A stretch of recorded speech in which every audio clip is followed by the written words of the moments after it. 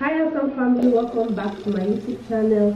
If you're new here, you're very much welcome. My name is Tima and you're welcome to my channel. You're welcome to this space. On this channel I put out rural South African vlogs, I put out serial videos like this, and I also put out a little bit of beauty content here on this channel as well. So before the end of this video, do consider subscribing to my channel, okay? Join the family. In one of my previous videos, I talked about differences and similarities between rural South Africa and urban South Africa. And today I'll be talking about the differences and similarities between rural Nigeria and rural South Africa. Okay, this is a very interesting one. I've been trying to, spot out the differences and the similarities. And in my previous video, I talked about the way of life and the amenities and all that. But in this video, I'm shifting the whole thing towards another direction. Okay, I just want to talk about something entirely different in this video. Okay, I'll be talking about 5 differences between rural South Africa and rural Nigeria. Okay. Number 1 on my list is the burial ceremonies. Okay, so I'm going to narrow it down to the eastern part of Nigeria now. The burial ceremony in Nigeria is actually entirely different from the burial ceremony here in South Africa. For example, when someone dies, okay, you find out that before the burial day in Nigeria, in the rural eastern part of Nigeria, they will go ahead and paste the poster of the person around the community. This is something I've never seen here. As in Nigeria as well, they go ahead and bury the person in his or her compound. In Nigeria, they bury inside the person's compound most of the time, and they do not bury early. They don't bury early. When someone dies, it takes like a month for that person to be buried. Okay, and also there's nothing like funeral policy. I've never heard. All my stay in Nigeria, I never heard of funeral policy where people go and pay for their funeral while they are still alive. The eastern part of Nigeria, they bury on a particular day of the week. Like in Nigeria, we have I think 4 market days, Eke, Afo, Ori, Nko, like yeah. So on a particular day of the week, that is when they bury. Most communities do not bury on Eke day, they don't bury on Ori day. So it depends on the particular day your village has chosen to bury, or they have chosen not to bury. So some villages will say we don't bury on Eke day, but we bury on other market days.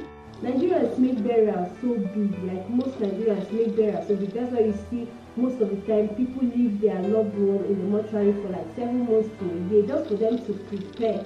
Okay, and on the burial day you will know that somebody died.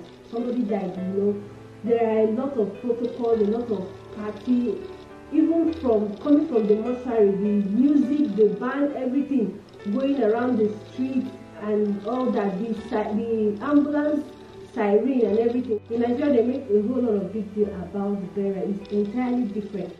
So when it comes to South Africa now, South Africans bury within 1 week. They do not waste time to bury, unlike Nigeria where I'm coming from. Here in the rural areas, when somebody dies, you hear, hey Chichi, we have a burial on Friday. Somebody just died on Monday and there's a burial on Thursday or Friday. Very fast. They don't waste time to bury, okay? So, and also they have funeral policy. When somebody dies, you don't go helter-skelter looking for money to bury that person. Most families that are not even buoyant enough, when somebody dies in the family, they bury very fast.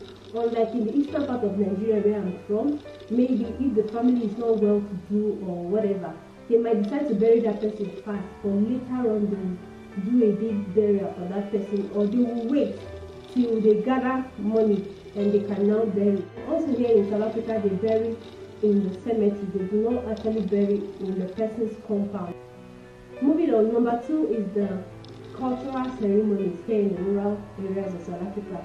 Here in the rural areas of South Africa, they have a lot of cultural activities they do. I know of the circumcision ceremony, I know of the heritage day. There are quite a few ceremonies here and there. So, and when it comes to Nigeria, cultural ceremonies, where I'm from in the eastern part, there is quite a lot of cultural ceremonies. We have the masquerade ceremony, we have the New Yam festival ceremony, we have the Iwakwa. When it comes to the masquerade ceremony, it's so interesting, so fun. Like we call it eating mango. So most times we do it seasonal, like April, August, when it's New Year festival. Masquerade will definitely come out. When it's Christmas time, like it's very interesting. There are some villages that they even do their masquerade ceremonies every Sunday in the village, and it's so fun, you guys. So moving on, when it comes to the New Year festival as well, we plant our yam seasonally, and when it's August, we are in August now, this is the time for new yam.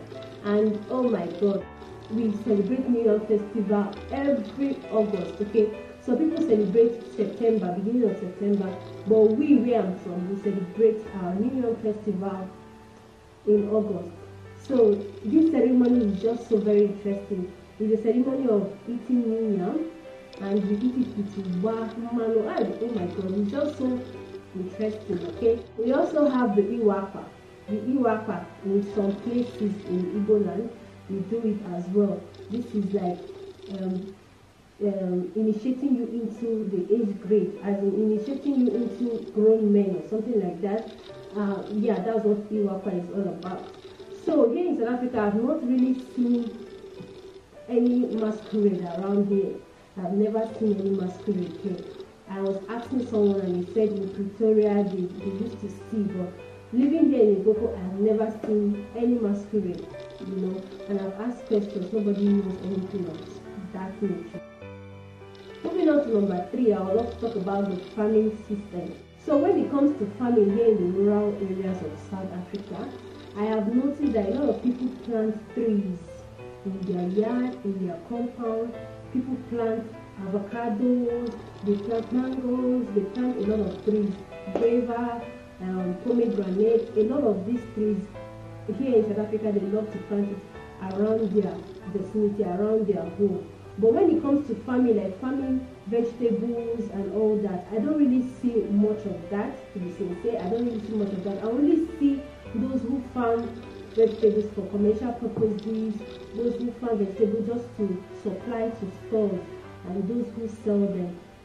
So that is it about farming here. They do a lot of planting trees. I see a lot of trees. Like when it's time for avocado, I buy a lot, I eat a lot, and they are very, very affordable and cheap. So but when it comes to vegetables, I don't really see a lot of people planting lots of, like, it's not like rampant here in South Africa. So when it comes to Nigeria now, in the rural areas of Nigeria, and farming is like a big deal. Okay, I know civilization has stopped a lot of things, but Nigerians are still big on farming. Nigerians farm seasonally. Okay, we farm seasonally. When it's rainy season, you notice it's time to farm. Even if you are living in the city, most families still comes back home to the village to farm for farming season.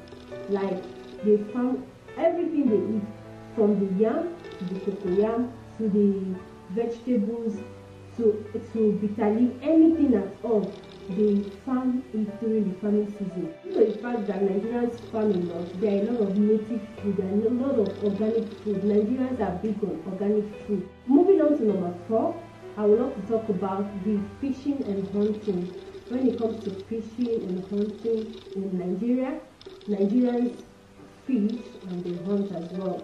When it comes to fishing, you find a lot of people from river states, like those people from river states, they are into fishing. That's where we get our crayfish from. That's where we get our catfish from. That's where we get our stockfish and all that. Nigerians in river states, they are really, really into fishing. So when it comes to rural areas here in South Africa, I've also bought a lot of catfish from people who went to fish. Okay, when those guys go and fish, they come to town and they sell to us and we buy. They are also big on fishing as well. So when it comes to hunting now, South Africans are also big in hunting, Nigerians as well. But the only difference here is that here in South Africa, I heard that before you go hunting, you have to be licensed. Okay, you can't just go into the bush and start killing bushmeat and stuff like that.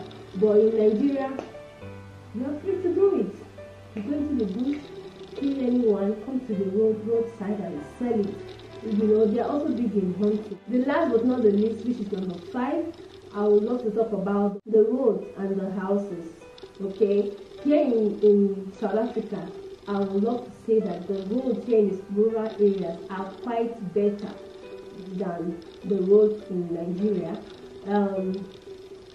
South African roads, most of the village roads, you find them graded at least, but when you go to the rural areas in Nigeria, the roads are graded. A lot of roads are graded as well, but not like here in South Africa, if I would say so myself. So that's about the roads. And here in South Africa, they are big on mountains, like a lot of mountains, a lot of rocks.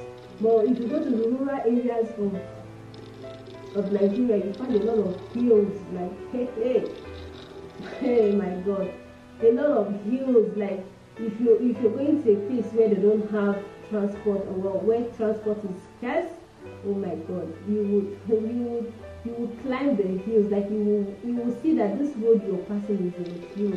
Ugu, we call it Ugu. Oh my God. So Nigerians are rich in hills, South Africans are rich in mountains, in rocks and all that. So yeah. So when it comes to the houses now, in Nigeria, in the rural areas of Nigeria, I hardly see the mud houses anymore. There are no, like, especially where I'm from, I've never seen a mud house.